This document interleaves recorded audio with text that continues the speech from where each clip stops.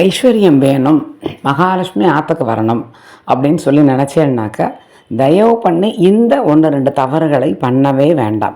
இதை நீங்கள் பண்ணாமல் இருந்தாலே போதும். தானாக உங்களை அறியாமல் பணத்தேவைகள் நமக்கு குறைய ஆரம்பிக்கும். அதாவது பணம் நமக்கு வர ஆரம்பிக்கும். மகாலட்சுமி ஆற்றுக்கு வருவா, ஐஸ்வர்யம் கூடும். அப்போ நமக்கு பணம் கிடைக்க ஆரம்பிக்கும். அது என்ன பண்ணணும் அப்படின்னாக்க 1-2 தவறுகளை தயவு பண்ணி பண்ணாதீங்கோ. ஆற்றுல தலையை வாரிண்டு அந்த முடியை மூளைக்கு மூளை இறக்கவே கூடாது. முடி இறஞ்சிருந்தாலே மகாலட்சுமிக்கு கொஞ்சம் கூட பிடிக்காது. அந்த ஆற்றுக்கு அவள் வரவே மாட்டா. ஒன்று, வாசலில் தலையை வாரிண்டு அதுக்கப்புறமா உள்ளே வாங்கோ. அப்படி இல்லையா, ஆற்றுலையே வாரிக்கிறேலாம், ஒரு ஓரமாக எல்லா முடியும் சுருட்டி வாசலில் தூக்கி எரிஞ்சிருங்கோ.